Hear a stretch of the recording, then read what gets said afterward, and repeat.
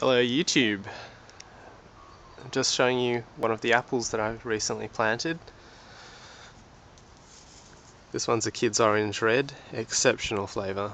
One of my favourite apples. Recently tasted it at an apple festival and thoroughly impressed. So I ordered my own. You will notice that I've just tied this here, and it seems very strange to purposely girdle your apple tree, and across YouTube and across many forums you'll find that this is actually discouraged. But I've bought a specialist espaliering book, and this man's quite a talent. I've seen some of his photos and the results are exceptional. So why have I done this? This happens when you have a maiden whip.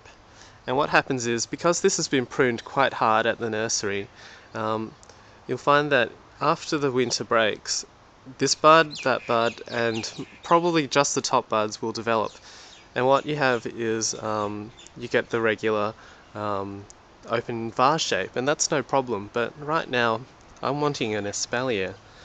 So what I've done is, just at the first level where I want my first tier of espaliers going that way and that way, I've got no growth, and that's more likely than not to not occur at all. So what I've done, there's two methods that he suggested. One is actually cincturing, which is cutting just the cambium halfway across there, just so that the sap flow slows enough so that all of the energy goes into that bud. I'm not too keen on that, just because any cut will let infections in, and I'm not going to want that. I've seen very bad canker on other people's trees, so I don't want it, even though it's not a real issue in Australia. It's far too dry and far too hot where I am to get too many fungal issues. We've got the main issue for us is just the insects. Anyhow, so I've gone for the second method, which is girdling, and even though he uses hay bale twine, it doesn't cut into the flesh. The problem with that is that I don't have hay bale twine. So what I've done is I've got a few bonsai, and I had some spare bonsai wire, and what I've done is I've tied the bonsai wire quite firmly around that area, and it's actually not tight yet. It's firm, but as the tree grows in the warmer months, as soon as spring hits, it's going to start growing and getting wider. What happens is it slowly girdles itself. And bonsai wire is good in that it won't cut into the flesh. I've got a few bonsai, and bonsai wire has never cut into the flesh and damaged the tree. So using that logic, I've applied it to the apple. The minute it starts girdling, the sap will stop. It will stop right here, and all that sap will go into these buds, and I'll get very good spur formation along the length of it. Probably better up here, but it won't stop it down here. That's the theory. I'll see how it goes. I'm just going to show you my other apples now. So that was a Kid's Orange Red.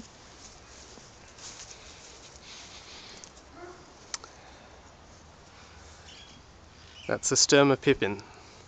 I had this at the Apple Festival as well, and amazing flavour, incredibly good flavour, more suited to warmer climates, and in Australia we've got it, so very happy to get it. Done the same thing there, just put a bonsai piece of bonsai wire there just to girdle it. I'll probably remove these in about late spring. By then, it would have girdled itself sufficiently so that these buds develop into spurs. That's when I will remove it. It won't cut into the skin and cause any infections. And it leaves a long enough growing season just so that the top can develop its nice next flush of growth, just so that I can get a taller espalier faster. I'll show you my last one. Oh, excuse the weeds, by the way.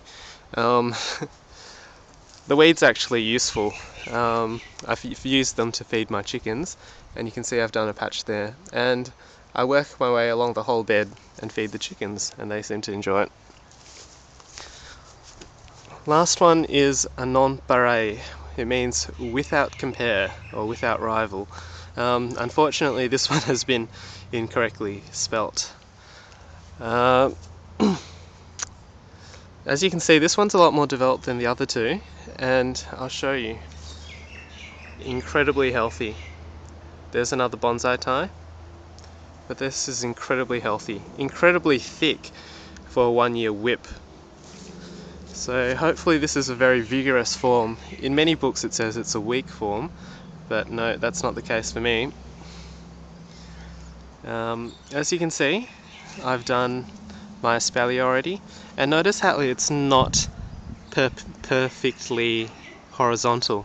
Reason being is I've noticed a lot of espalier trees are top heavy, and this is because the bottom tiers lose vigour, and that's why I've kept it at a slight angle. It's going slightly, ever so slightly up, and this keeps the sap running, and this should be able to keep the tree vigorous throughout its life without me having to prune the top very heavily.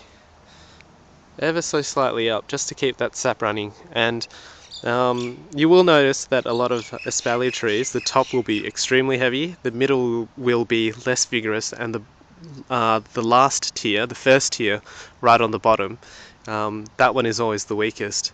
And this is why. It's because it's perfectly horizontal, and the sap doesn't run. So always keep it on a slight angle, facing up, just like a fan shape. Anyhow, good luck with your planting, and I'll see you next time.